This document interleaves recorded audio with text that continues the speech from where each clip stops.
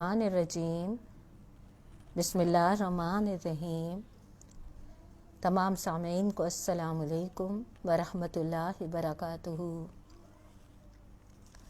سورہ نساء کی آیت نمبر 59 تک کے مطالعے کی ہمیں سعادت نصیب ہوئی تھی۔ آج ہم انشاءاللہ آیت نمبر 60 سے لے کے 70 تک کے مطالعے کی توفیق حاصل کریں گے اللہ رب العزت کی مدد سے، اس دعا کے ساتھ کہ رب اشرح لی صدری ویسر لی امری واحلل عقدۃ من لسانی یفقہوا قولی رب زدنی علما۔ اللہم انا اسألک علما نافعا، اللہم فقہنا فی الدین، اللہ ہمیں اپنے دین کی صحیح سمجھ عطا فرما دے اور ہمیں نفع والا علم عطا فرما دے، آمین ثم آمین۔ آیت نمبر 60 سے 70 تک انشاءاللہ ہم مطالعہ کریں گے۔ رب العزت فرماتے ہیں بسم اللہ الرحمن الرحیم، الم تر الی الذین یزعمون انہم آمنوا بما انزل الیک وما انزل من قبلک ویریدون ان یتحاکموا الی الطاغوت وقد امروا ان یکفروا بہ ویرید الشیطان ان یضلهم ضلالا بعیدا وَإِذَا قِيلَ لَهُمْ تَعَالَوْا إِلَىٰ مَا أَنزَلَ اللَّهُ وَإِلَى الرَّسُولِ رَأَيْتَ الْمُنَافِقِينَ يَصُدُّونَ عَنْكَ صُدُودًا فَكَيْفَ إِذَا أَصَابَتْهُم مُّصِيبَةٌ بِمَا قَدَّمَتْ أَيْدِيهِمْ ثُمَّ جَاءُوكَ يَحْلِفُونَ بِاللَّهِ إِنْ أَرَدْنَا إِلَّا إِحْسَانًا وَتَوْفِيقًا۔ صدق اللہ العظیم۔ ترجمہ ہے آیات کا۔ اللہ رب العزت فرماتے ہیں اے نبی صلی اللہ علیہ وآلہ وسلم، تم نے دیکھا نہیں ان لوگوں کو جو دعویٰ تو کرتے ہیں کہ ہم ایمان لائے ہیں اس کتاب پر جو تمہاری طرف نازل کی گئی ہے اور ان کتابوں پر جو تم سے پہلے نازل کی گئی تھیں، مگر چاہتے یہ ہیں کہ اپنے معاملات کا فیصلہ کرانے کے لیے طاغوت کی طرف رجوع کریں، حالانکہ انہیں طاغوت سے کفر کرنے کا حکم دیا گیا ہے۔ شیطان انہیں بھٹکا کر راہ راست سے بہت دور لے جانا چاہتا ہے، اور جب ان سے کہا جاتا ہے کہ آؤ اس چیز کی طرف جو اللہ نے نازل کی ہے اور آؤ رسول صلی اللہ علیہ وآلہ وسلم کی طرف، تو ان منافقوں کو تم دیکھتے ہو کہ یہ تمہاری طرف آنے سے کتراتے ہیں۔ پھر اس وقت کیا ہوتا ہے جب ان کے اپنے ہاتھوں کی لائی ہوئی مصیبت ان پر آن پڑتی ہے، اس وقت یہ تمہارے پاس قسمیں کھاتے ہوئے آتے ہیں اور کہتے ہیں خدا کی قسم ہم تو صرف بھلائی چاہتے تھے اور ہماری نیت تو یہ تھی کہ فریقین میں کسی طرح موافقت ہو جائے۔ اللہ جانتا ہے جو کچھ ان کے دلوں میں ہے، ان سے تعرض مت کرو، انہیں سمجھاؤ اور ایسی نصیحت کرو جو ان کے دل میں اتر جائے۔ 3-4 آیات کا میں نے ترجمہ آپ کے سامنے رکھا ہے۔ ان آیات میں اللہ تعالیٰ نے ان ایمان لانے والوں کو جو ایمان کے دعوے دار تھے، مگر اللہ تعالیٰ ان کو ایمان کے بجائے منافقین میں شمار فرما رہے ہیں، اور آپ ان آیتوں میں بھی دیکھیں گے جو میں اگلی بھی آیت کا جب ترجمہ پڑھوں گی، کس شدت کے ساتھ اللہ تعالیٰ ایمان اور نفاق کے درمیان کا فیصلہ فرما رہے ہیں نا۔ ان آیتوں کی تشریح سے پہلے تھوڑا سا اگر ہم پچھلی آیات کا تسلسل دیکھتے جائیں تو آپ کو یاد ہوگا ہم لوگوں نے پڑھا تھا پچھلی آیات میں کہ اللہ رب العزت نے مسلمانوں کو حکم دیا تھا کہ ایمانت اہل ایمانت کے سپرد کرو۔ پھر اسلامی آئین کی بنیاد جو آیت تھی یا ایھا الذین آمنوا اطیعوا اللہ واطیعوا الرسول، ہم نے اس کو تفصیل کے ساتھ سمجھا تھا کہ اسلامی قانون کے اسلامی دستور کے 4 بنیادی ماخذ جو ہیں، اللہ کی اطاعت، نبی کی اطاعت، اولو الامر کی اطاعت، اور اس کے بعد کسی معاملے میں اختلاف ہو جائے تو اسے اللہ اور اس کے رسول کی طرف پھیر دینا۔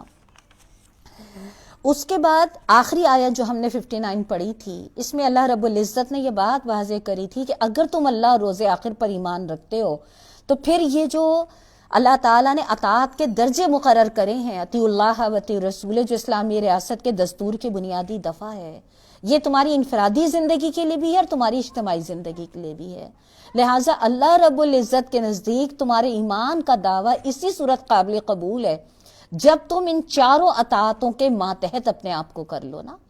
اور آج جو میں نے آیت آپ کے سامنے رکھی ہے، 3-4 آیتوں کا ترجمہ رکھا ہے، ان آیتوں میں بھی اگر آپ اٹھا کے دیکھیے تو اللہ رب العزت جو بات ہمارے سامنے رکھ رہے ہیں کہ تم نے دیکھا ان لوگوں کو جو دعویٰ تو کرتے ہیں کہ ہم ایمان لائے، سمپل سا بالکل انداز ہے اللہ تعالیٰ کا متوجہ کرانے کا ایمان لانے والوں کو۔ تم ایمان کا دعویٰ کرتے ہو، لیکن یہ دیکھو کہ اگر ایمان کے دعوے کے باوجود تم اپنے معاملات کے جو فیصلے، یہ بھی تم کہتے ہو تم اللہ پر ایمان رکھتے ہو، یہ بھی تم کہتے ہو کہ تم کتابوں پر ایمان رکھتے ہو، مگر یہ کیا معاملہ ہے کہ جب معاملات زندگی کی بات آتی ہے، چاہے وہ سیاست ہو، تجارت ہو، معیشت ہو یا دیگر معاملات ہوں، تو وہاں پہ تمہارا رجوع کدھر ہوتا ہے؟ طاغوت کی طرف نا۔ یعنی طاغوت، ہم نے پچھلے سبق میں پڑھا تھا کہ طاغوت سے مراد ہر وہ اطاعت جو اللہ کی اطاعت کے مخالف ہونا۔ تو یہاں اللہ تعالیٰ یہ کہہ رہے ہیں، اب چاہے اس کو ہم عدالتوں کی طرف لے جائیں کہ انسان اپنے معاملات، اپنے مقدمات کا فیصلہ، لیکن ایک عدالت وہ ہوتی ہے جہاں ہم اپنے مقدمات لے کے جاتے ہیں، اور ایک معاملات وہ ہوتے ہیں جو ہم صبح شام اپنے روزمرہ روٹین کو انجام دے رہے ہوتے ہیں نا۔ تو اللہ رب العزت نے، اور ہم نے یہ بات پڑھی تھی جب طاغوت کی تشریح میں، کہ ہر وہ اطاعت جو ہمیں اللہ کی اطاعت سے مخالف لے کے جائے وہ طاغوت ہے، اور بعض اوقات اس میں ہمارا اپنا نفس بھی شامل ہوتا ہے۔ تو گویا اللہ تعالیٰ نے یہاں ایمان کے دعوے کی نفی کری ہے، کس بنیاد پر؟ کہ اگر تم لا الہ الا اللہ اور 5 جو عقائد ہیں اس پہ ایمان رکھتے ہو، لیکن اپنے معاملات کو اللہ اور اس کے نبی صلی اللہ علیہ وسلم کے بتائے ہوئے فیصلوں کے مطابق نہیں کرتے نا، تو اللہ کی نگاہ میں دراصل تمہارا معاملہ کیا ہے؟ نفاق ہے، منافقت ہے۔ آپ کو شاید یاد ہو، آپ میں سے جن لوگوں نے سورہ بقرہ پڑھی ہوگی، آپ کے ذہن میں ہوگا کہ جس وقت قرآن نازل ہو رہا تھا مدینے میں، خاص طور پہ کیونکہ اہل کتاب جو تھے یہودی اہل علم تھے، اور خدا، رسول، آخرت، جنت، دوزخ، فرشتوں، وحی، ملائکہ سب کو مانتے تھے نا، مگر اس کے باوجود وہ سب سے بڑھ کر اللہ کے نبی صلی اللہ علیہ وسلم جو دعوت دے رہے تھے اس کے دشمن بنے ہوئے تھے۔ اس کی وجہ کیا تھی؟ حالانکہ ظاہر ہے ان تمام عقائد پر ایمان رکھتے تھے جیسے آج کا مسلمان رکھتا ہے، لیکن ان تمام عقائد کے باوجود جو وہ اللہ پر، آخرت پر، کتابوں پر، جنت دوزخ پر، ملائکہ پر رکھتے تھے، اس پیغام کے دشمن تھے۔ وجہ کیا تھی؟ کہ چند عقائد کے مجموعے کو تو وہ اختیار کرنے کو تیار تھے اور اسی کو لیے بیٹھے ہوئے تھے نا، لیکن اپنے معاملات زندگی کو، اپنے زندگی کے ہر اس کو معاملے کو اللہ اور اس کے پیارے نبی کے حکم کے تابع کر دینا، اس چیز کے لیے ان کا نفس تیار نہیں تھا۔ اس بنا پہ وہ اس کلام کے دشمن ہو گئے تھے نا۔ اور اب یہاں پہ بھی اللہ تعالیٰ جو بات نفاق کی واضح کر رہے ہیں کہ ایمان اور آخرت کے دعوے کے باوجود ایک انسان اللہ کی نگاہ میں کب نفاق میں شامل ہوگا؟ جب وہ اپنے معاملات کے فیصلے جو ہیں وہ اللہ اور اس کے نبی صلی اللہ علیہ وسلم کے بجائے جو ہے ہر اس اطاعت، ہر اس طرف جا کے کرے جہاں سے اسے اپنی مرضی کا فیصلہ حاصل کرنے کی توقع ہو نا۔ ایسے چاہے وہ عدالت ہو، اس میں انہوں نے حاشیے میں مولانا محترم نے بڑی اچھی بات واضح کری ہے۔ یہاں سری طور پر طاغوت سے مراد وہ حاکم ہے جو قانون الہی کے سوا کسی دوسرے قانون کے مطابق فیصلہ کرتا ہے، اور وہ نظام عدالت ہے جو نہ تو اللہ کے اقتدار اعلیٰ کو اور نہ اللہ کی کتاب کو آخری صدر مانتا ہو۔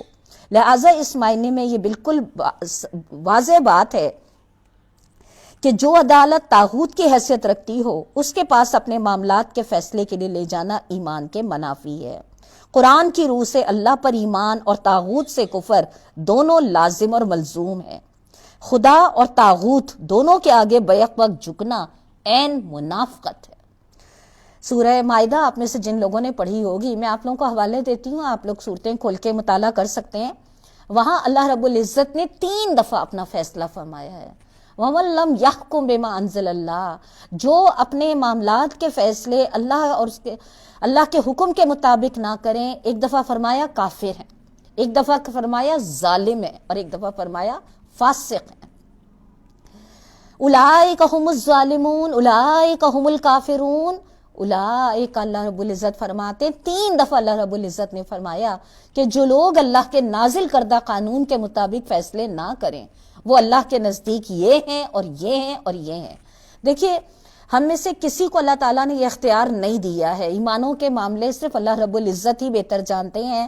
ہم میں سے کسی کے پاس یہ اختیار نہیں ہے کہ ہم کسی کی بے عملی کو سامنے رکھتے ہوئے اس کو کفر کا یا اس کو منافق کا یا فاسق کا خطاب دینا۔ لیکن جب اللہ کی کتاب خود ان علامات کو واضح کر رہی ہو کہ جس کے معاملات زندگی میں یہ چیز پائی جائے کہ وہ اپنے معاملات کے فیصلے، خاص طور پہ جن معاملوں میں ابھی آگے اس کی آئے گی نا کہ جن معاملوں میں انہیں توقع ہوتی ہے یہاں اللہ کا دین ان کی خواہشات کے خلاف فیصلہ دیتا ہے، تو ان معاملوں میں وہ چلتے ہوئے حالات کا ساتھ دیں یا فلاں فلاں فلاں کی طرف جائیں۔ تو اللہ تعالیٰ کی نگاہ میں یہ کون ہے؟ سورہ مائدہ کہتی ہے کافر ہیں، ظالم ہیں اور فاسق ہیں۔ اور یہاں ان آیتوں میں جو بھی میں آپ کے سامنے پڑھ رہی ہوں اور ابھی مزید آپ دیکھیے گا، اللہ تعالیٰ کی نگاہ میں ایمان کا دعویٰ اور ہر اس اطاعت کی پیروی جو اللہ کی اطاعت کے مقابل میں ہو، یہ دونوں اللہ تعالیٰ کے ہاں قابل قبول ہے ہی نہیں نا۔ اس کی تشریح میں جسے انہوں نے بات آگے واضح کری ہے نا، اس سے معلوم ہوتا ہے کہ منافقین کی یہ عام روش تھی کہ جس مقدمے میں انہیں توقع ہوتی تھی کہ فیصلہ ان کے حق میں ہوگا اس کو تو پیارے نبی صلی اللہ علیہ وسلم کے پاس لے آتے تھے، مگر جس مقدمے میں اندیشہ ہوتا تھا کہ فیصلہ ان کے خلاف ہوگا اس کو آپ کے پاس لانے سے انکار کرتے تھے۔ یہی حال اب بھی بہت سے منافقوں کا ہے۔ اگر شریعت کا فیصلہ ان کے حق میں ہو تو سر آنکھوں پر، ورنہ ہر اس قانون، رسم و رواج اور عدالت کے دامن میں جا کے پناہ لیں گے جس سے انہیں اپنی مرضی کے مطابق فیصلہ حاصل کرنے میں آسانی ہو۔ گویا ان آیتوں سے کیا بات واضح ہوئی کہ اللہ اور اس کے رسول کے پر ایمان لانے کے باوجود اپنے معاملات کے فیصلے اللہ اور اس کے نبی صلی اللہ علیہ وسلم کے بتائے ہوئے حکم کے باوجود زمانے یا رسم و رواج یا اپنے نفس یا اپنی سہولت کے مطابق طے کرنا دراصل کیا ہے؟ نفاق کی علامت ہے۔ اللہ تعالیٰ نے کیا کہا، اور یہ بات ذہن میں رکھیے گا، معاملات زندگی کے حوالے سے کوئی معاملہ ایسا نہیں ہے، سونا جاگنا، چلنا پھرنا، ہنسنا بولنا۔ آپ میں سے جن لوگوں نے سورہ نور پڑھی ہوئی ہے، سورہ نساء کا بھی ہم مطالعہ کر رہے ہیں، لیکن جن لوگوں نے سورہ نور پڑھی ہوئی ہے، آپ دیکھیے اللہ رب العزت یہاں تک بتاتے ہیں کہ مومن مرد دیکھیں تو ان کا دیکھنے کا انداز کیسا ہو، مومن عورتیں دیکھیں تو ان کا دیکھنے کا انداز کیسا ہو، مومن عورتیں سورہ احزاب میں اللہ تعالیٰ نے بتایا کہ بات کریں تو ان کا لہجہ کیسا ہو، سورہ نور میں بتایا کہ جو آنچل وہ اوڑھتی ہیں اس کا اوڑھنے کا انداز کیسا ہو۔ یعنی جو اللہ کا دین ہماری زندگی کی چھوٹے سے چھوٹے معاملے میں بھی ہماری رہنمائی کر رہا ہے، وہ دین یہ پسند نہیں کرتا کہ جن ایمان لانے والوں کے سامنے اتنی بہترین رہنمائی موجود ہو اور وہ اس اللہ اور اس کے نبی پر ایمان لانے کے دعوے دار بھی ہوں اور پھر وہ اپنے معاملات اس کے مطابق مرتب نہ کریں۔ تو دنیا تو شاید ان کو اسلام کے اور مسلمان کے سرٹیفکیٹ دے دے، لیکن اللہ کا قرآن ایسے لوگوں کے ایمان کو تسلیم نہیں کر رہا، بلکہ کھول کھول کے بتا رہا ہے کہ یہ اللہ کی نگاہ میں کون ہے۔ آگے اللہ تعالیٰ فرماتے ہیں شیطان انہیں بھٹکا کر راہ راست سے بہت دور لے جانا چاہتا ہے، اور جب ان سے کہا جاتا ہے شیطان انہیں بھٹکا کر راہ راست سے بہت دور لے جانا چاہتا ہے، یعنی راہ راست ان کو مل گئی، انہیں پتہ ہے ان کا خالق کون ہے، انہیں پتہ ہے اللہ کا پیغام کیا ہے، انہیں پتہ ہے زندگی گزارنے کا صحیح طریقہ کیا ہے، لیکن چونکہ اپنی خواہش نفس کے اتنے غلام ہو گئے ہیں یا اللہ سے زیادہ دنیا کا خوف اتنا حاوی ہو گیا ہے، لہٰذا جانتے بوجھتے کیا کر رہے ہیں؟ نافرمانی کر رہے ہیں۔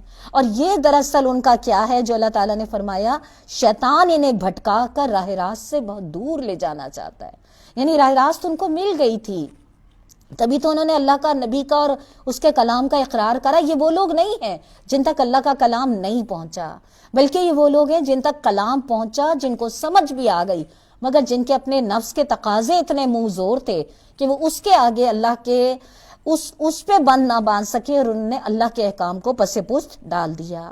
آگے اللہ تعالیٰ ایسے لوگوں کے بارے میں مزید بات واضح کر رہے ہیں کہ جب ان سے کہا جاتا ہے کہ آؤ اس چیز کی طرف، آیت نمبر 61 کا ترجمہ پڑھ رہی ہوں، جو اللہ نے نازل کی ہے، اور آؤ رسول صلی اللہ علیہ وآلہ وسلم کی طرف، تو تم دیکھتے ہو، منافقوں کو دیکھتے ہو کہ یہ تمہاری طرف آنے سے کتراتے ہیں۔ پھر اس وقت کیا ہوتا ہے جب ان کے اپنے ہاتھوں کی لائی ہوئی مصیبت ان پر آ پڑتی ہے، اس وقت یہ تمہارے پاس قسمیں کھاتے ہوئے آتے ہیں اور کہتے ہیں خدا کی قسم ہم تو صرف بھلائی چاہتے تھے۔ ان آیتوں میں اللہ تعالیٰ نے نفاق کی اس علامت کی مزید ہمارے سامنے وضاحت فرمائی ہے نا۔ کیا کہا ہے؟ ظاہر ہے جب اللہ اور اس کے نبی کے حکم کے مطابق اپنے معاملات زندگی کو نہیں مرتب کریں گے تو مصیبتوں تو جھیلنی ہوں گی، لا محالہ پریشانیاں تو جھیلنی ہوں گی۔ تو جب وہ مصیبتیں سر پہ پڑتی ہیں تو پھر پیارے نبی صلی اللہ علیہ وسلم کے پاس آ جاتے ہیں اور کیا کرتے ہیں؟ قسمیں کھا کھا کے یقین دلاتے ہیں کہ خدا کی قسم ہم تو صرف بھلائی چاہتے تھے۔ اللہ تعالیٰ ان کے دل کی چوریوں کو کس طرح کھول رہا ہے، اور آپ دیکھیے ان کا اللہ تعالیٰ پر جو یقین کہ خدا کی قسمیں کھا کھا کے، یعنی جھوٹ بھی بول رہے ہیں اور اس اپنے جھوٹ کا یقین دلانے کے لیے خدا کی قسم بھی کھا رہے ہیں۔ یہ ڈھڈیائی کی وہ قسم یہ اللہ تعالیٰ ہم سب کو اس سے محفوظ رکھے کہ ایک تو ہوتا ہے نا انسان غلطی کر رہا ہوتا ہے تو غلطی پہ شرمندہ ضرور ہوتا ہے، اندر سے اس کا دل ملامت ضرور کرتا ہے، اور ایک یہ ہے کہ غلطی اس دھڑلے سے کرتا ہے کہ اسے اپنی غلطی بھی نہیں لگ رہی ہوتی، بلکہ الٹا اکڑ کے کہہ رہا ہوتا ہے نہیں خدا کی قسم میں نے تو جھوٹ اس لیے بولا تھا، میں نے تو یہ اس لیے کرا تھا تاکہ معاملہ جو ہے وہ بہتر ہو جائے۔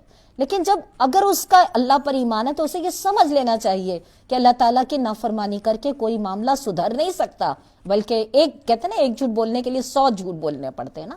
لیکن چونکہ اس نے اپنے آپ کو اس اطاعت کے دائرے سے باہر کرا، لیکن کیا کرا؟ اپنی معصومیت کا یقین دلانے کے لیے اللہ تعالیٰ نے کیا کہا کہ جب اپنے ہاتھوں ان پر مصیبت آتی ہے، یعنی جب یہ نافرمانی کرتے ہیں تو لا محالہ مشکلات کا شکار ہوتے ہیں۔ جب مشکلات کا شکار ہوتے ہیں تو پھر اللہ کے نبی صلی اللہ علیہ وسلم کو پاس آ کے قسمیں کھا کے اپنے ایمان کا یقین دلانا چاہتے ہیں۔ لیکن ہماری نیت تو بالکل صاف تھی، جیسے ہم لوگ عموماً ہم نے دیکھا ہوگا نا کرتے ہیں اور پھر بڑے اس سے کہتے ہیں ہماری نیت تو بالکل صاف تھی، ہماری تو اندر کوئی ایسی والی بات نہیں تھی۔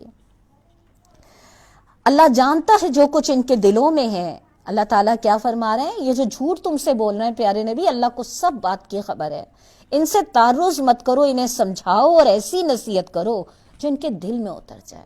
یعنی اللہ کو ان کے دل کے چور کا اچھی طرح پتہ ہے، اللہ تعالیٰ کو جھوٹ کا بھی پتہ ہے، لہٰذا تمہارا کام کیا ہے کہ تم انہیں سمجھاؤ، اور سمجھانے میں صرف یہ نہیں کہ وما علینا الا البلاغ وہ سر سے بوجھ اتار دیا، نہیں، بلکہ اس طرح سمجھاؤ کہ نصیحت دل میں اتر جائے۔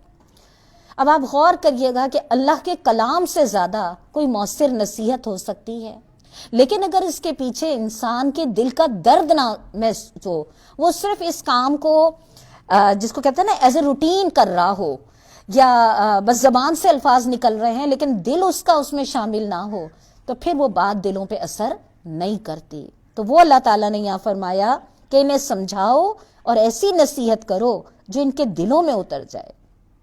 انہیں بتاؤ کہ ہم نے جو رسول بھی بھیجا ہے اسی لیے بھیجا ہے کہ اس نے خداوندی کی بنا پہ اس کی اطاعت کی جائے۔ یعنی انہیں یہ بتاؤ کہ اگر تم رسول کا دعویٰ کرتے ہو تو رسول کو ماننے کا تقاضا صرف یہ نہیں ہے کہ تم نے کہہ دیا آمن رسول بما انزل، بلکہ رسول کو ماننے کا مقصد یہ ہے کہ جو اس نے تمہارے معاملات زندگی کے بارے میں تمہیں رہنمائی دی ہے، تمہیں حکم دیے ہیں، تم اس میں چوں چران کرنے کا اختیار نہیں رکھتے، بلکہ سر اس کے آگے جھکا دو۔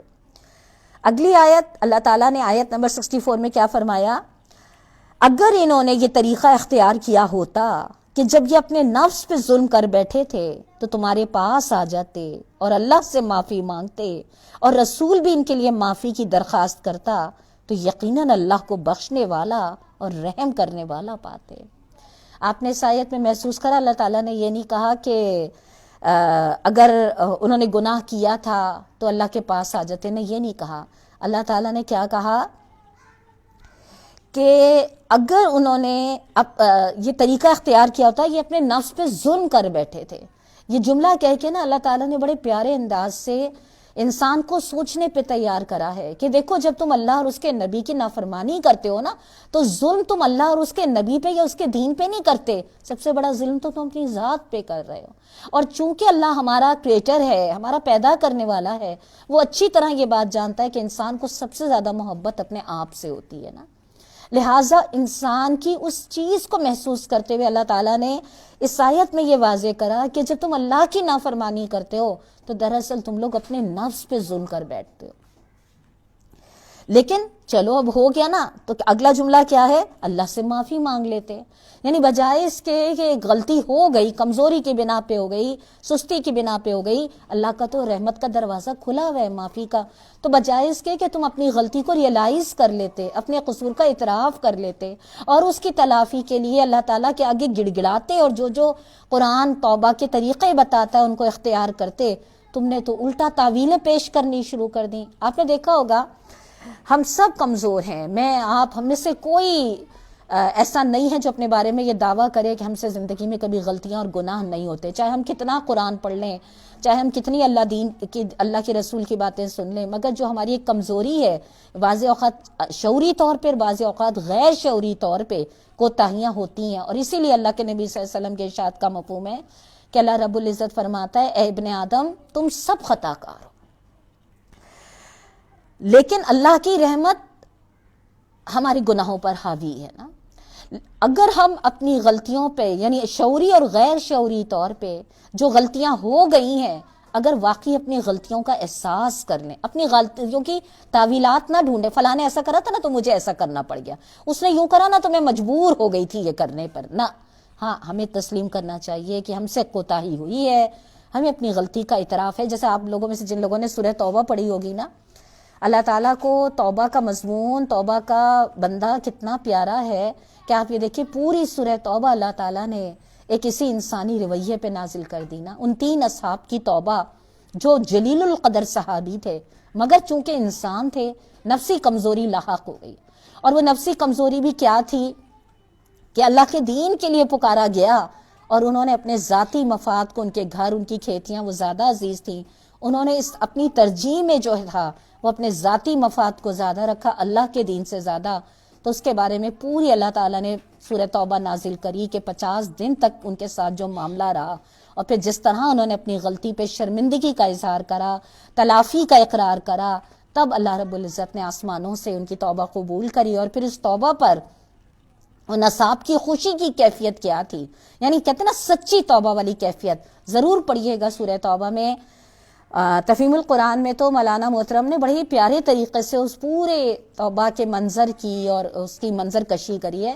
اس کو پڑھنے سے یہ اندازہ ہوتا ہے، حوصلہ بھی ہوتا ہے، سہارا بھی ملتا ہے کہ ہر ابن آدم خطا کار ہے، ہم اور آپ بھی خطا کار ہیں، کبھی اپنے گناہوں کی طرف دیکھتے ہیں تو لگتا ہے کہ اللہ ہی کی رحمت ہے جو بیڑا پار ہو جائے گا نا۔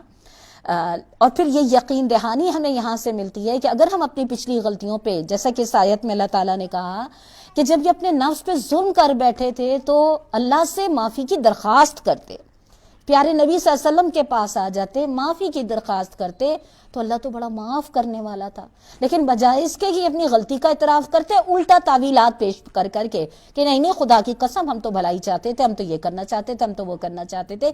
اس قسم کی تعویلوں سے نہ اللہ قائل ہوگا اور نہ اس کا نبی صلی اللہ علیہ وسلم قائل ہوگا، الٹا یہ لوگ اپنی جانوں پہ خود ظلم کریں گے کہ ایک تو غلطی کری اور پھر اس کے بعد جھٹیائی۔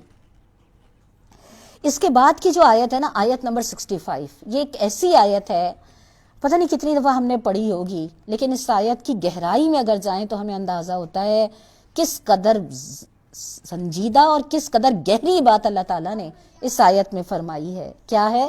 فَلَا وَرَبِّكَ۔ میں پہلے اللہ تعالیٰ کے الفاظ اس لیے لے رہی ہوں کہ ظاہر ہے جو اللہ تعالیٰ کے الفاظ کی وسعت ہے وہ اردو کے الفاظ کی ہو ہی نہیں سکتی، اور جب ہم سب گھروں میں قرآن شریف پڑھ رہے ہوتے تو آپ اس آیت پہ رک کے نا سوچا ضرور کرا کریے۔ دیکھیے یہ بار بار کا جو اپنا سوچنا یا محاسبہ کرنا ہے نا، ایسا تو نہیں ہے کہ ہم ایک دم سے سدھر جاتے ہیں یا ایک دم سے ہو جاتا ہے، لیکن یہ کہ بار بار ایک احساس جو ہے نا وہ ہمیں بہرحال ایک قوت بنتا ہے نافرمانی کے راستے سے روکنے کی۔ فَلَا وَرَبِّكَ لَا يُؤْمِنُونَ، نہیں ہے محمد صلی اللہ علیہ وسلم تیرے رب کی قسم یہ مومن نہیں ہو سکتے، حتیٰ یحکموک کا، یہاں تک کہ فیصلہ کریں فیما شجر بینہم، آپس کے معاملات کا، ثم لا یجدوا فی انفسہم حرجا، نہیں ہے محمد صلی اللہ علیہ وسلم تمہارے رب کی قسم یہ کبھی مومن نہیں ہو سکتے جب تک یہ اپنے باہمی اختلافات میں تم کو فیصلہ کرنے والا نہ مان لیں، پھر جو کچھ تم فیصلہ کرو اس پہ اپنے دلوں میں کوئی تنگی نہ محسوس کریں بلکہ سر بسر تسلیم کر لیں۔ اب آپ غور کریے گا اس آیت میں کیا گہری بات ہے۔ فلا وربک، اللہ تعالیٰ قسم کھائی جا رہی ہے، قسم کھانے والا کون ہے؟ اللہ رب العزت۔ اور کس کی قسم کھا رہے ہیں؟ اپنی ذات کی قسم کھا رہے ہیں۔ آپ ایک لمحے کے لیے سوچیے، کوئی بڑی بات ہے؟ قسم کھانے والا اللہ رب العزت، اور قسم بھی اپنی ذات کی کھا رہا ہے، اس کا مطلب ہے کوئی بہت بڑی بات ہے جو وہ یہاں محسوس کرانا چاہ رہا ہے۔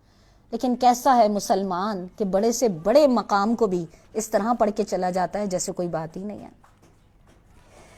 کیا اللہ تعالیٰ نے اپنی ذات کی قسم کھا کے بات واضح کری ہے؟ تیرے رب کی قسم یہ کبھی مومن نہیں ہو سکتے جب تک یہ اپنے باہمی اختلافات میں تم کو اپنا فیصلہ کرنے والا نہ مان لیں، اور جو تم فیصلہ کرو اس کو خوشی سے تسلیم نہ کریں۔ آپ نے دیکھا ایمان کا کیا معیار اللہ تعالیٰ نے اس آیت میں رکھا ہے، اور اپنی ذات کی قسم کھا کے رکھا ہے۔ اس آیت کا جو شان نزول ہے وہ ایک بہت اہم واقعے سے ہمارے سامنے نمایاں ہوتا ہے۔ روایات میں آتا ہے کہ ایک مسلمان اور ایک یہودی کے درمیان جھگڑا ہو گیا، تو یہودی نے کہا چلو میرے عالم کے پاس چلو، وہاں جا کے فیصلہ کرتے ہیں۔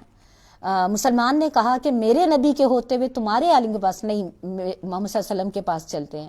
یہودی نے کہا ہاں خیر کوئی بات نہیں، پیارے نبی بھی انصاف کے مطابق فیصلہ کرتے ہیں۔ دونوں اللہ کے پیارے نبی صلی اللہ علیہ وسلم کے پاس پہنچے، یہودی نے سارا معاملہ رکھا، اللہ کے پیارے نبی صلی اللہ علیہ وسلم نے پورا معاملہ سنا، اور یہودی حق پر تھا، مسلمان زیادتی پر تھا، تو اللہ کے پیارے نبی صلی اللہ علیہ وسلم نے اس یہودی کے حق میں فیصلہ دے دیا۔ وہاں سے جب دونوں نکلنے لگے تو یہودی کہنے لگا کہ دیکھا تمہارے نبی نے بھی میرے حق میں فیصلہ دے دیا۔ مسلمان کہنے لگا ہاں بات تو صحیح ہے مگر، اس نے کہا یہ مگر کیا ہوتا ہے؟ اس نے کہا چلو حضرت عمر کے پاس چلتے ہیں، اس مگر کو ذرا پکڑ کے رکھیے گا، میں پھر یہ پورا کرنے کے بعد واقعہ پھر آپ سے اس کی بات کروں گی نا۔ انہوں نے کہا چلو حضرت عمر کے پاس چلتے ہیں، انہوں نے کہا چلو حضرت عمر کے پاس گئے، وہاں جا کے سارا معاملہ رکھا۔ تو یہودی نے کہا حضرت عمر سے کہ ویسے تو عمر رضی اللہ تعالیٰ عنہ آپ جو فیصلہ کریں گے مجھے منظور ہوگا، مگر آپ کے پیارے نبی صلی اللہ علیہ وآلہ وسلم میرے حق میں فیصلہ دے چکے ہیں۔ پیارے نبی حضرت عمر نے فرمایا پیارے نبی نے فیصلہ دے دیا، پھر میرے پاس آیا ہے، اندر گئے تلوار لائے، مسلمان کی گردن اڑا دی۔ اس مسلمان کے گھر والے اللہ کے نبی صلی اللہ علیہ وسلم کے پاس قصاص کے مطالبے کے لیے پہنچ گئے۔ آپ نے پڑھا قرآن میں اللہ تعالیٰ کا قانون، جان کے بدلے جان، کان کے بدلے کان۔ جب اس مسلمان کے گھر والے پیارے نبی صلی اللہ علیہ وسلم کے پاس پہنچے اور کہا عمر نے ہمارے مسلمان کی گردن اڑائی ہے، ہمیں اس کے بدلے عمر کی گردن چاہیے، حضرت عمر کے دل میں اس وقت یہ خیال آیا کہ جب اس نے نبی کے فیصلے میں اگر مگر کری ہے تو یہ مومن ہی نہیں ہے، جب یہ مومن ہی نہیں ہے تو اس پر قصاص کا قانون ہی لاگو نہیں ہوتا۔ اللہ رب العزت نے اسی وقت آسمان سے آیتیں نازل کر دیں، یہ والی آیت نمبر 65، اپنی ذات کی قسم کھا کے، نہیں ہے محمد صلی اللہ علیہ وسلم تیرے رب کی قسم یہ کبھی مومن نہیں ہو سکتے۔ یہ وہ مقام ہے جس کے بارے میں کسی شاعر نے بڑا پیارا کہا، خود ہی کو کر بلند اتنا کہ ہر تقدیر سے پہلے خدا بندے سے خود پوچھے بتا تیری رضا کیا ہے۔ حضرت عمر رضی اللہ تعالیٰ عنہ وہ صحابی رسول تھے جن کے دلوں میں آنے والے خیالات پر اللہ تعالیٰ وہی نازل فرما دیا کرتے تھے۔ یہ ایجاب کا حکم حضرت عمر کے دل میں آتا تھا، اور وہی اللہ کے نبی صلی اللہ علیہ وسلم کے سامنے اس کا تذکرہ کرتے تھے، اور ہمارے پیارے نبی حکم الہی کے انتظار میں تھے۔ اور یہی حضرت عمر رضی اللہ تعالیٰ عنہ جن کے بارے میں فرمایا گیا کہ میرے بعد کوئی نبی ہوتا تو عمر ہوتا۔ انہی حضرت عمر کے دل میں یہ خیال آیا کہ جب اس نے نبی کے فیصلے میں اگر مگر کری ہے تو یہ مسلمان ہی نہیں ہے، جب مسلمان نہیں ہے تو قصاص کا قانون ہی نہیں لاگو ہوتا۔ اللہ تعالیٰ نے اپنی ذات کی قسم کھا کے آیت نمبر 65 نازل کر دی۔ اب میں نے آپ سے کہا تھا نا، اب ذرا اس مگر کو پکڑ کے رکھیے گا، اب ہم اپنی طرف آ جائیں۔ ہماری زندگیوں میں مگر کی کیا حیثیت ہے؟ ہم اگر مگر کہنے والے کو کیا مقام دیتے ہیں نا۔ یعنی جیسے اگر ہم دیکھیں، ہاں جب بات ہو رہی تھی، ہاں آپ صحیح کہتی ہیں، اللہ کے دین کے لیے محنت کرنی چاہیے، مگر میرے تو بچے بہت چھوٹے چھوٹے ہیں. ہاں آپ صحیح کہتے ہیں، اللہ کے دین کے لیے وقت نکالنا چاہیے، سیکھنا چاہیے، مگر میرے تو مسائل اتنے ہیں، میری تو مشکلات اتنی ہیں. وہ اصلاحی صاحب نے بڑا پیارا ایک جملہ کہا تھا نا، انہوں نے کہا تھا ہر شخص چاہتا ہے کہ معاشرے کا بگاڑ دور ہو، مگر مجھے کوئی کچھ نہ چڑھے، اس لیے کہ میری تو صحت ہی اس قابل نہیں ہے، میرے اندر تو صلاحیت ہی نہیں ہے، مجھے تو اجازت ہی نہیں ہے، میرے اندر تو طاقت ہی نہیں ہے. یہ مگر جو ہے نا، یہ کس شک کو دعوت دیتا ہے. بلکہ میں تو اکثر خواتین سے کہتی ہوں کہ اگر ہم اس مگر کی گہرائی کو محسوس کریں، اگر ہمارا شوہر ہم سے یہ جملہ کہے کہ تم میری بہت پیاری بیوی ہو، مگر فوراً سمجھ جائیں گے کہ اس کے پیچھے کچھ اور اگر مگر میں کیا ہے، شک. لیکن کتنی عجیب بات ہے کہ اللہ کے دین کی بیشتر باتوں پہ ہم کہتے ہیں خدا کی قسم بات بالکل صحیح ہے، مگر میرے پاس تو ٹائم نہیں ہے، مجھے تو اجازت نہیں ہے، میرے تو بچے چھوٹے ہیں، میرے اندر تو صلاحیت نہیں ہے، میرے اندر تو طاقت نہیں ہے. آج ہم مگر کہنے والے کی پیٹھ تھپتھپاتے ہیں. بہت سمجھدار ہے، سالوں سے سن رہی ہے، سمجھ رہی ہے، مگر کرتی وہی ہے جو مناسب سمجھتی ہے. حضرت عمر جیسے صحابی رسول نے مگر کہنے والے کی گردن اڑا دی تھی. کتنا فرق آ گیا نا.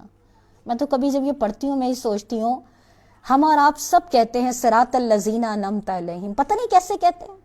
اگر حقیقت میں ہم دیکھیں کہ جو لوگ صراط الذین انعمت علیہم، اللہ ہمیں ان لوگوں کے راستے پہ چلا جن پہ تیرا انعام ہوا، جن پہ اللہ کا انعام ہوا، انہوں نے اگر مگر کے دائروں سے اپنے آپ کو باہر نکال لیا تھا. مگر آج ہم دعا تو ان کے قدموں پہ چلنے کی کرتے ہیں، ان کے راستے پہ چلنے کی کرتے ہیں، مگر ہمارا طریقہ زندگی اگر مگر میں ہی گھوم رہا ہے. انکار نہیں ہے، اگر مگر ہے، مجبوری ہے، جبر ہے، بہت کچھ ہے، لمبی لمبی داستانیں ہیں، لمبی لمبی مسائل کی، مجبوریوں کی کہانیاں ہمارے پاس موجود ہیں. ہم نے کوئی بھی یہ بات نہیں کہتا کہ ہاں یہ اللہ کا حکم نہیں ہے، ہم کہتے ہیں سب اللہ کا حکم ہے، خدا کی قسم سچ ہے، مگر بس میرے حالات میرا ساتھ نہیں دیتے، بس مجھے اجازت نہیں. تو یہ آیت اب آپ دیکھ لیجئے گا کہ اللہ تعالیٰ نے آیت نمبر 65 میں مومن ہونے کا جو معیار مقرر کرا ہے، یہ کون مقرر کرنے والا ہے؟ اللہ رب العزت. اور اس نے یہ معیار قرآن کی ان آیتوں میں قیامت تک کے لیے مقرر کر دیا. کس لیے؟ تاکہ میرا بندہ، مومن بندہ کسی معاملے میں بھی ٹھوکر نہ کھائے، غلطی کا شکار نہ ہو جائے. لیکن مومن بندوں کا حال یہ ہے کہ وہ رب کی ان آیات کو جھوم جھوم کے پڑھتے ہیں، زیر اور زبر اور تشدید اور مد کا تو دھیان کر لیتے ہیں، مگر ان آیات میں مومن ہونے کا جو پیمانہ بتایا گیا ہے اس پہ توجہ ہی نہیں دے رہے ہوتے. یعنی صرف اتنا اللہ تعالیٰ نے تقاضا نہیں کرا آیت نمبر 65 میں کہ نبی صلی اللہ علیہ وسلم کے فیصلوں کو مانو، بلکہ مزید تقاضا یہ خوشی سے مانو. اب آپ دیکھیے، میں نے ایک معاملہ خوشی سے مانا کہ مجبور ہو کے مانا، یہ تو دل کی کیفیت کا معاملہ ہے نا. تو اللہ تعالیٰ نے یہاں شرط یہ رکھی ہے مومن ہونے کے معیار کی، کہ وہ معیار مومن ہے جو نہ میں آپ کے لیے مقرر کر سکتی ہوں، نہ آپ میرے لیے مقرر کر سکتی ہیں، نہ کسی مولوی صاحب کو یہ اختیار ہے کہ کوئی کسی کے مومن ہونے کا یہ معیار مقرر کرے. اس میں تو 6 کلمے آتے ہیں، نماز ہے، روزہ ہے، 5 عبادات ہیں. لیکن قرآن جو جگہ جگہ پہ مومن ہونے کے معیار کو، جیسے بھی میں نے سورہ مائدہ کا 3 آیتیں آپ کے سامنے رکھی ہیں، اب اس وقت میں نے سورہ نساء کی آیت نمبر 65 آپ کے سامنے رکھی، یہ مومن ہونے کے معیارات ہیں جو قرآن جگہ جگہ بتا رہا ہے کہ صرف ماننا مطلوب نہیں ہے، خوشی سے ماننا. اور خوشی تمہارے دل کی کیا کیفیت ہے؟ تمہارے رب سے زیادہ کون جانتا ہوگا تمہارے دل کی کیفیت کو، کہ تم مجبوری مان رہے ہو کہ خوشی سے مان رہے ہو. رب کو جو مومن مطلوب ہے جو ان آیتوں میں بتایا گیا، وہ کیا ہے کہ تنگی نہ محسوس کریں بلکہ سر بسر تسلیم کر لیں. یعنی خوشی سے اللہ کے نبی صلی اللہ علیہ وسلم کے فیصلوں کو اپنی زندگی میں قبول کیا جائے. اس کے بعد آپ دیکھیے آیت نمبر 66، 67 اور 68، ان 3 آیتوں کا ربط مضمون ہے، اس لیے میں تینوں کو ساتھ لے رہی ہوں. اللہ تعالیٰ فرماتے ہیں اگر ہم نے انہیں حکم دیا ہوتا کہ اپنے آپ کو ہلاک کر دو یا اپنے گھروں سے نکل جاؤ تو ان میں سے کم ہی آدمی اس پہ عمل کرتے.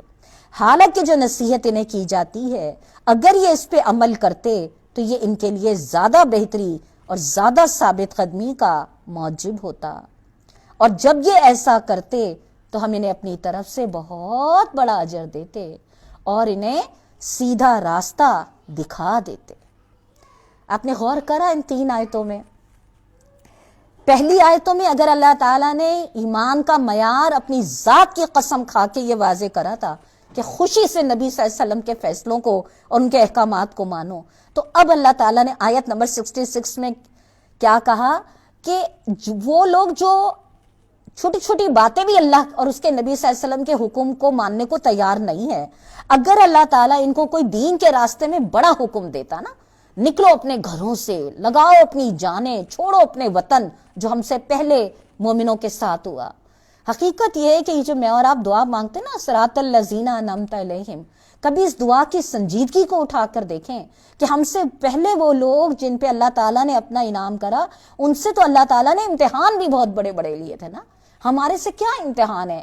چھوٹے چھوٹے ذرا سا اپنے ظرف کو قابو میں رکھ لو، ذرا سا اپنا پہننا اوڑھنا، اپنی زبان، اپنے معاملات، اپنی جو بھی تمہیں اللہ تعالیٰ نے صلاحیت دی ہے اس کو اس حدود کے اندر پابند کر لو جو اللہ اور اس کے نبی نے بیان کری۔ ہم سے کہاں اللہ تعالیٰ اللہ نہ ڈالے۔ حقیقت یہ ہے کہ پتہ نہیں ہم اور آپ تو ان امتحانوں کو میں اترنے کی، ان امتحانوں سے کامیاب بھی ہونے کی اپنے اندر صلاحیت نہیں رکھتے۔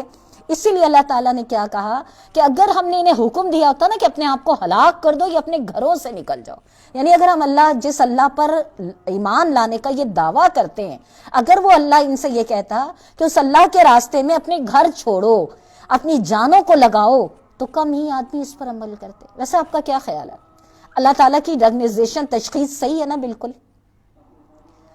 اللہ تعالیٰ کی تشخیص سے کوئی انکار تو نہیں کر سکتا نا، کہ واقعی جن سے آپ نے غور کرا ہوگا، ہم کسی ٹیلر کو کسی درزی کو کچھ اپنی قمیض وغیرہ کوئی کپڑا سلنے دیتے ہیں، جتنا پہلے اس کو بڑھیا چیز دینے سے پہلے، مہنگی چیز دینے سے پہلے ہم اس سے پہلے چھوٹی موٹی چیز دیتے ہیں کہ پہلے ٹرائی تو کر کے دیکھیں، اگر اس کے ہاتھ میں صفائی ہے، اگر ہماری مرضی کی سلائی ہوگی تو پھر ہم اپنی بڑھیا وہ دیں گے نا۔ بالکل اسی طرح اللہ تعالیٰ اپنے اس بندے کو جو کہتا ہے اشہد ان لا الہ الا اللہ، اللہ تعالیٰ اپنے اس بندے کو جو کہتا ہے اہدنا الصراط المستقیم، اللہ تعالیٰ اس بندے کا امتحان لیتے ہیں کہ میرا بندہ جو ہے، جو وہ چھوٹی چھوٹی پابندیاں نہیں میری اطاعت میں قبول کر رہا، میری خوشی میں قبول کر رہا، تو اگر میں اس سے بڑے بڑے تقاضے دین کے، حالانکہ وہ بھی دین کے تقاضے ہیں۔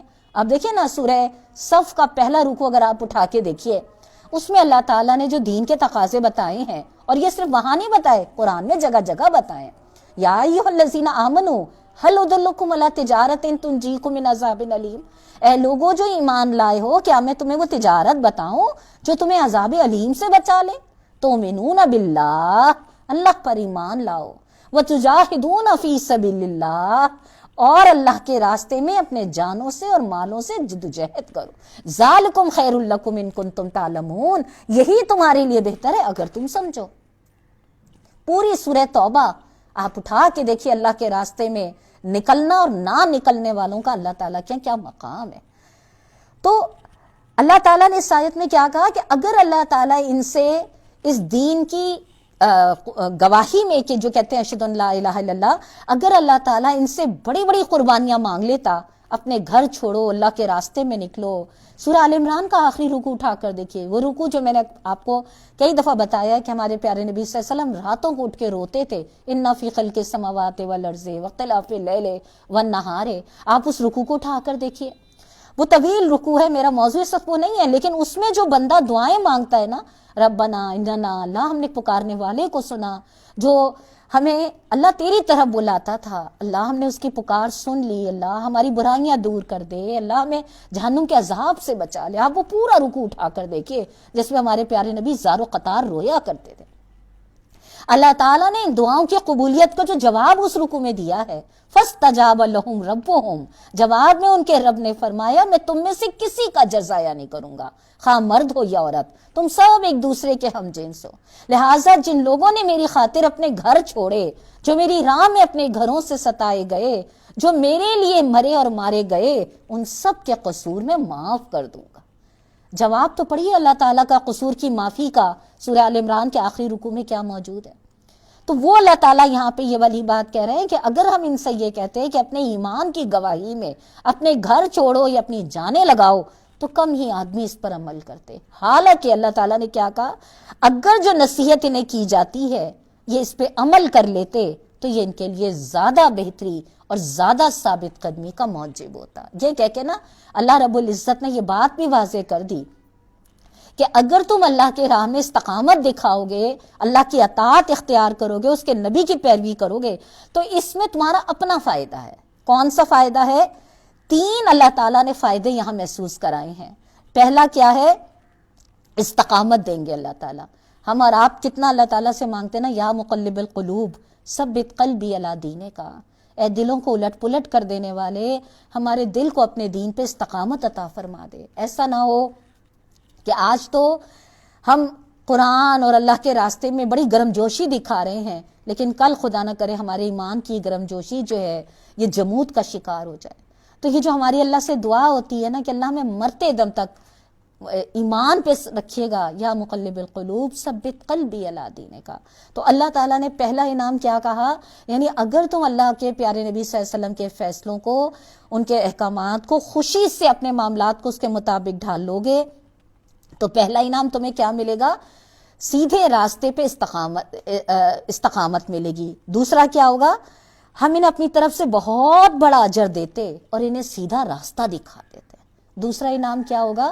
کہ وہ جو تم ہاتھ باندھ کے مانگتے ہو نا، اهدنا الصراط المستقیم، اللہ تعالیٰ نے کیا کہا؟ ہم انہیں اپنی طرف سے دکھا دیتے. کیسے ہو سکتا ہے کہ ہم اپنی طرف آنے والے کو ٹکراتے؟ کبھی بھی نہیں. لیکن شرط کیا ہے؟ ہم یہ دیکھتے کہ ان کے دل میں خوشی سے، بخوشی اللہ اور اس کے نبی کے فیصلوں کو ماننے کے لیے تیار ہیں. دوسرا، پہلا انعام کیا ہے؟ استقامت. دوسرا انعام کیا ہے؟ سیدھے راستے پہ چلنے کی توفیق اور مدد مل جائے اللہ تعالیٰ کی طرف سے. ہم اکثر کہتے ہیں نا ایک دوسرے کو دعا کرو بہن اللہ توفیق دے دے. اللہ تعالیٰ نے یہاں توفیق دینے والوں کا انداز بتایا ہے کہ اللہ کی رحمت عام ہر ایک کے لیے عام ہے، لیکن اللہ دیتا ہی اس کو ہے جس کو اللہ تعالیٰ پاتا ہے کہ یہ واقعی سنجیدہ ہے میری رحمت عام لینے کے لیے، واقعی اس کے اندر تڑپ ہے. باقی رہا خالی زبان سے عادتاً گنگناتے رہنا ہے اهدنا الصراط المستقیم، تو ایسی تو کوئی بندہ بھی نہیں کسی کی بات سن رہا ہوتا جب اس کا دل کہیں اور دماغ کہیں اور زبان کہیں اور ہونا. اور تیسرا انعام کیا دیتے اللہ تعالیٰ نے جو اس آیت میں فرمایا، آیت نمبر 69، وَمَن يُطِعِ اللَّهَ وَرَسُولَهُ، جو اللہ اور رسول صلی اللہ علیہ وآلہ وسلم کی اطاعت کرے گا. اب یہاں ذہن میں رکھیے گا، اطاعت پچھلی والی آیت میں کیا بتائی تھی؟ خوشی سے، جبرن نہیں. وہ ان لوگوں کے ساتھ ہوگا جن پہ اللہ نے انعام فرمایا، یعنی انبیاء، صدیقین اور شہداء اور صالحین. کیسے اچھے ہیں یہ رفیق جو کسی کو میسر آ جائیں. یہ حقیقی فضل ہے جو اللہ تعالیٰ کی طرف سے ملتا ہے، اور حقیقت جاننے کے لیے بس اللہ ہی کا علم کافی ہے. تیسرا انعام اللہ تعالیٰ نے کیا فرمایا؟ اللہ تعالیٰ کیا دے گا؟ جو اللہ اور اس کے رسول کی اطاعت خوشی سے کرے گا، اللہ تعالیٰ انہیں کن لوگوں کا ساتھ عطا فرمائے گا؟ انبیاء کا، صدیقین کا، شہداء کا اور صالحین کا. اب آپ ذرا سوچئے، جو ہم سب اپنے اندر جھانک کر دیکھیں تو ہم سب کو اپنی اپنی اوقات پتہ ہے نا، لیکن اس آیت میں اللہ تعالیٰ نے کون سا مقام عطا کرا ہے؟ کہاں انبیاء؟ وہ تھا نا ایک واقعہ ہم سیرت کی کتابوں میں پڑھتے ہیں کہ اللہ کے نبی صلی اللہ علیہ وسلم ایک احد پہ کھڑے ہوئے تو پہاڑ ہل رہا تھا، تو انہوں نے کہا اے پہاڑ ٹھہر جا کہ تیرے پر صدیق، شہید اور نبی جو ہے وہ تشریف فرما ہے نا. یعنی ہم تو تصور بھی نہیں کر سکتے، ہم تو ان کے پیروں کی راکھ بھی نہیں ہے نا. لیکن اللہ تعالیٰ خود اس آیت میں کیا بات فرما رہے ہیں کہ اگر تم خوشی سے اللہ اور اس کے پیارے نبی صلی اللہ علیہ وسلم کے بتائے ہوئے معاملات کو اپنی زندگی میں اختیار کر لو گے، بحیثیت مجموعی 100% تو ظاہر ہے نہیں، انسان کمزور ہے، آگے پیچھے ہو جائے گا، بٹ اوور آل تمہاری ایک مجموعی کوشش یہ ہوگی، تو پھر اللہ تعالیٰ بھی تمہیں انعام، جتنی تمہاری قربانی زیادہ ہوگی نا، جتنی تمہاری جدوجہد زیادہ ہوگی نا ایمان کے راستے کی، اتنا ہی زیادہ اللہ تعالیٰ کا انعام بھی زیادہ ہوگا. اور وہ انعام کیا ہے؟ انبیاء اور صدیقین اور شہداء اور صالحین کا ساتھ. کیسے ہے یہ ساتھ؟ اس کی جو تشریح مولانا محترم نے بڑی اچھی دی ہے. یعنی جب وہ یقین کے ساتھ فیصلہ کر لیں گے کہ وہ اللہ اور اس کے نبی کی اطاعت کے راستے پہ چلنا چاہتے ہیں، تو پھر اللہ تعالیٰ ان کے سامنے صراط مستقیم کا راستہ روشن کر دیتا ہے، اور انہیں صاف نظر آ جاتا ہے کہ وہ اپنی قوتیں اور محنتیں کس راہ میں صرف کریں. یہ ایک بہت اہم بات ہے کہ آپ یہ دیکھیے کہ جو اللہ کے راستے پہ نہیں چل رہا، محنت اور قوت تو وہ بھی لگا ہی رہا ہے نا. ایسا تو نہیں ہے کہ ہم یہ سوچیں کہ وہ لوگ آرام سے بیٹھے ہوئے، لیکن یہ اللہ کا کتنا بڑا کرم ہے کہ کوشش ہم بھی کریں، ہماری محنتوں کو اللہ تعالیٰ کی بارگاہ میں قبول ہو جائیں اور اللہ تعالیٰ ہمیں اس راستے میں گامزن کر دے جس کی ہم لوگوں سے کہتے ہیں دعا کرو کہ اللہ ہمیں توفیق دے دے.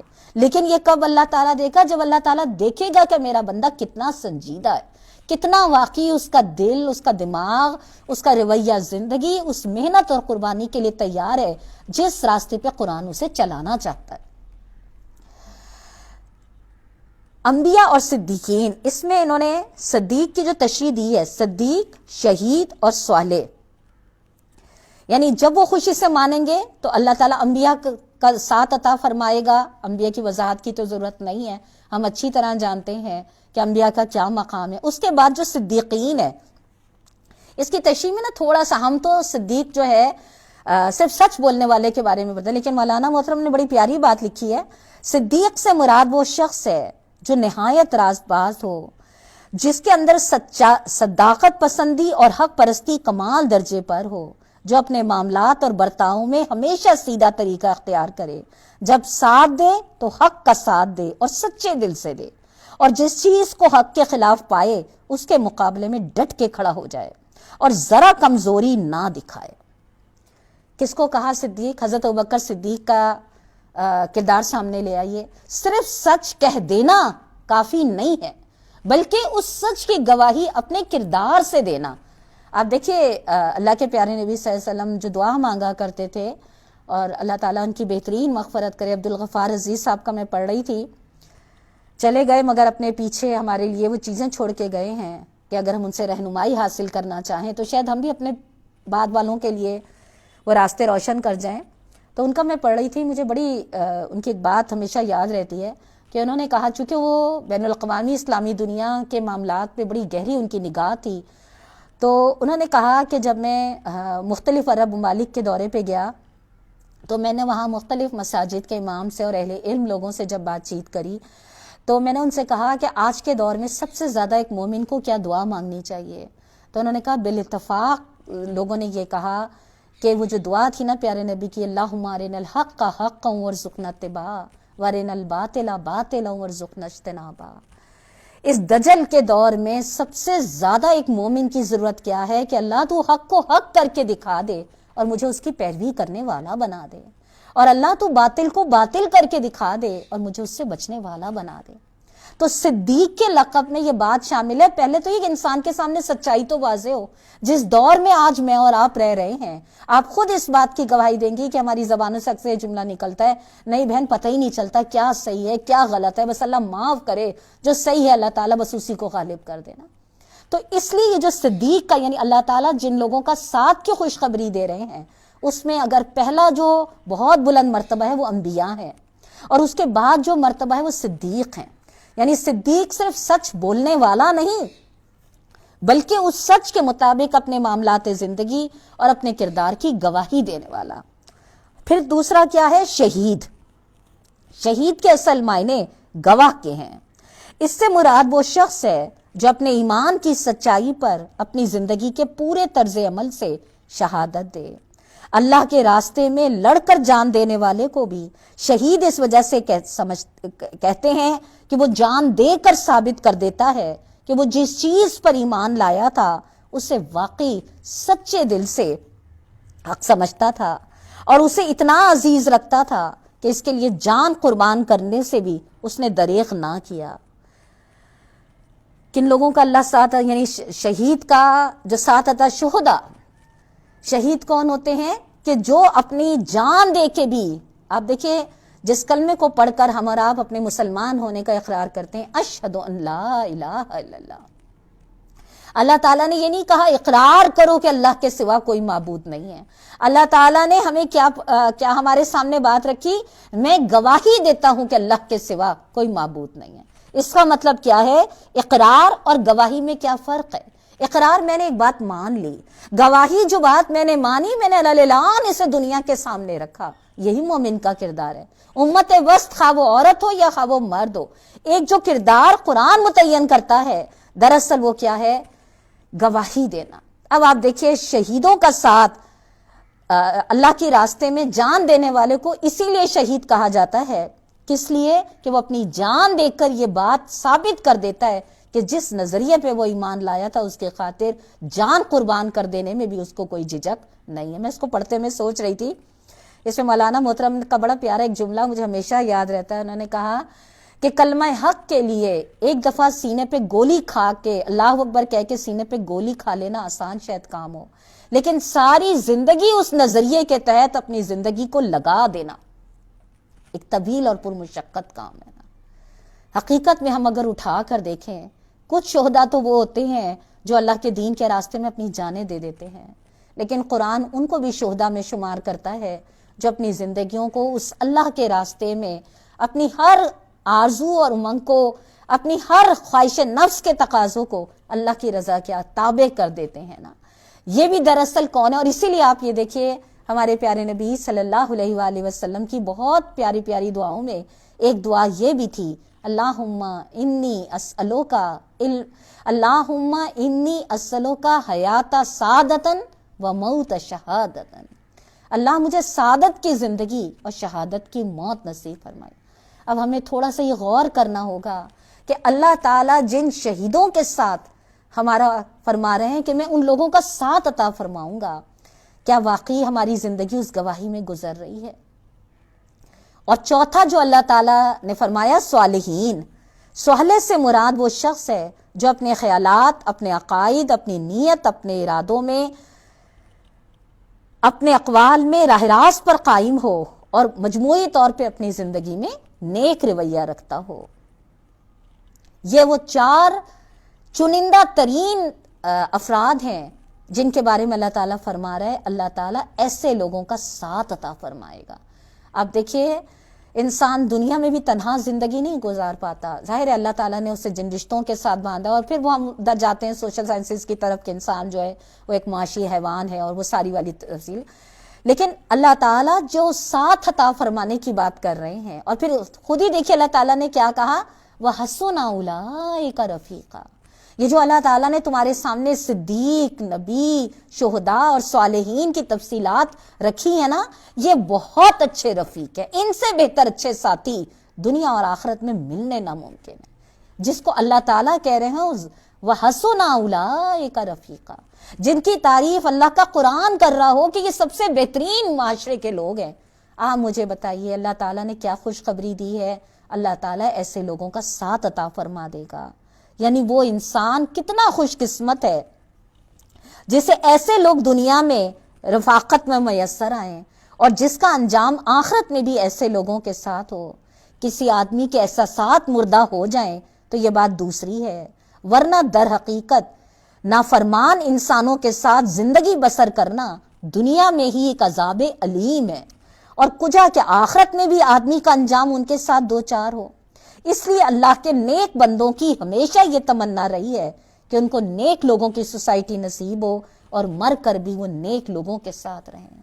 آپ کو شاید یاد ہو سورہ آل عمران کی جو بھی میں رکوع کا آپ کے سامنے تذکرہ کر رہی تھی، آخری رکوع کا، اس میں جو مومن کی دعا ہے نا کہ اللہ ہمارا خاتمہ، اللہ ہماری برائیاں ہم سے دور کر دے، اللہ ہمارا خاتمہ نیک لوگوں کے ساتھ فرما دے.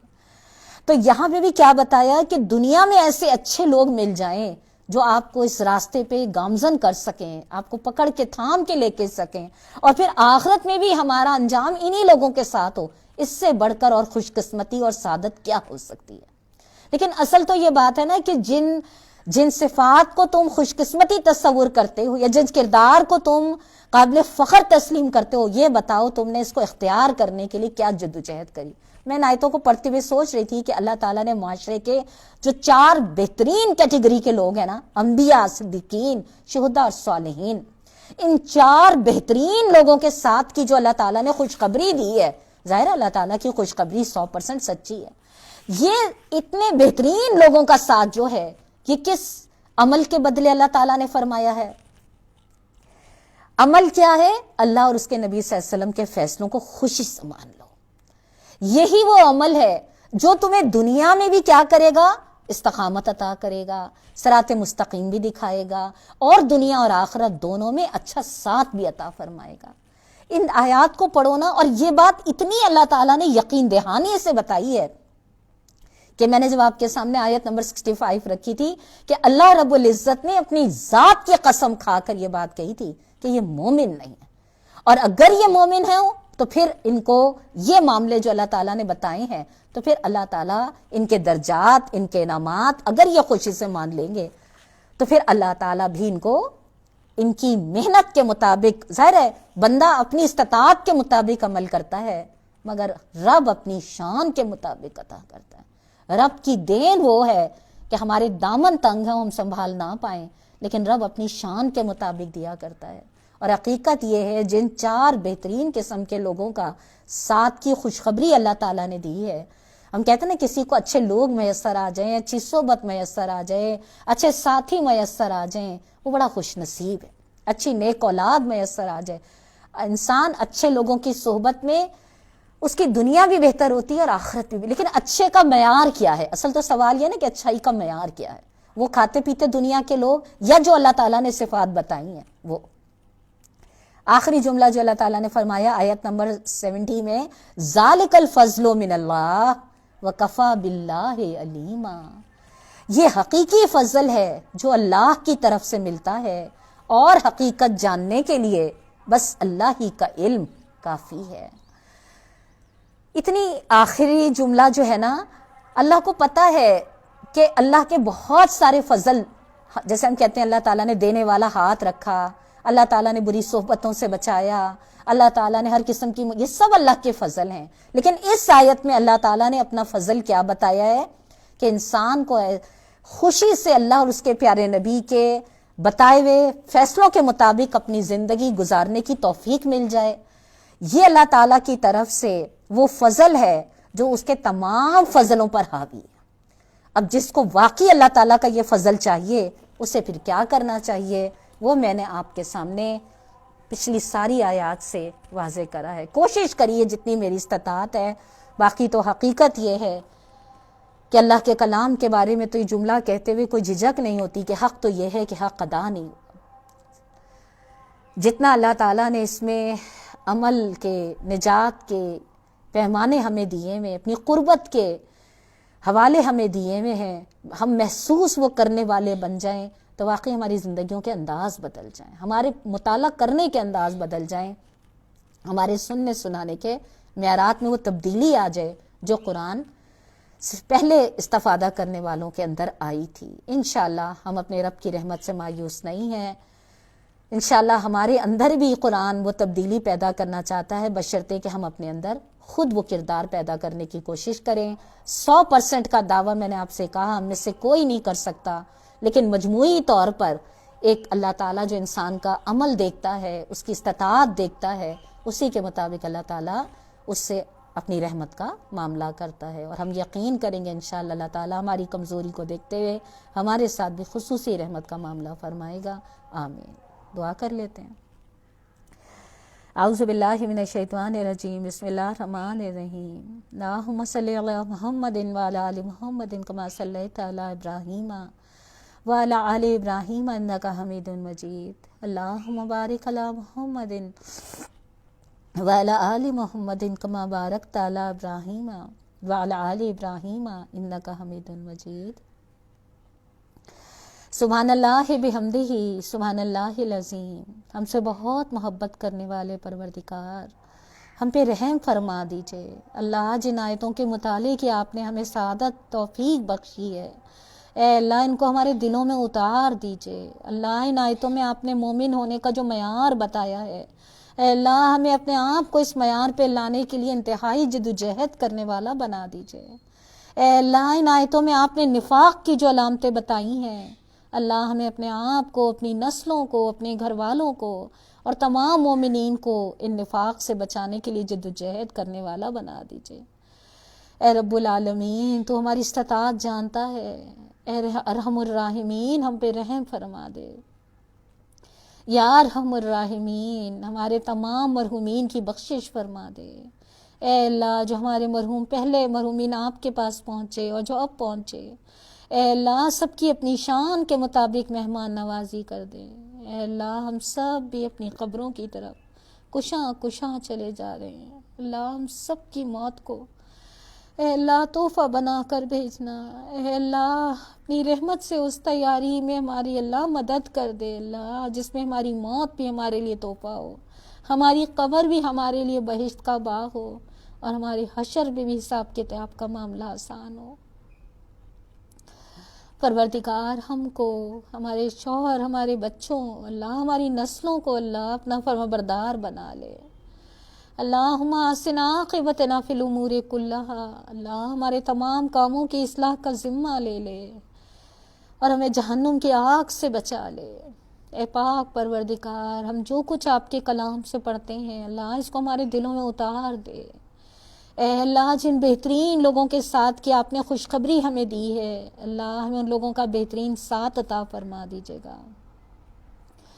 اللہ رب العزت آپ نے اپنے کلام میں فرمایا وَجَاهِدُوا فِي اللَّهِ حَقَّ جِهَادِهِ، اللہ ہمیں اپنے راستے میں بہترین جد و جہد کرنے والا بنا دیجیے، ایک دوسرے کا ہاتھ پکڑ کے اللہ جنت کے راستے پہ سبقت لے جانے والا بنا دیجیے۔ اے اللہ اپنے نبی کی امت کی حالت پہ رحم کر دے، اے اللہ اپنے نبی کی امت کی حالت پہ رحم کر دے، اللہ ہمیں اپنی اصلاح کی طرف متوجہ کر دے۔ اللہ ہمیں اپنی کمزوریوں کا، اپنی غلطیوں کا اعتراف ہے، مگر مالک تیری رحمت ہمارے گناہوں پر حاوی ہے۔ اے اللہ جہاں جہاں مسلمان آپ کے دین کے لیے جدوجہد کر رہے ہیں اللہ ان کی قربانیوں کو ان کے حق میں قبول فرما لے، اللہ اپنی مدد بھیج دے۔ اللہم ارنا الحق حقا وارزقنا اتباعہ وارنا الباطل باطلا وارزقنا اجتنابہ، آمین ثم آمین۔ ربنا تقبل منا انک انت السمیع العلیم وتب علینا انک انت التواب الرحیم۔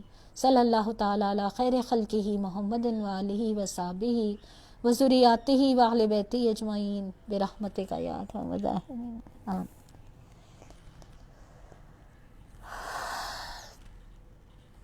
تمام سامعین کو السلام علیکم ورحمۃ اللہ وبرکاتہ۔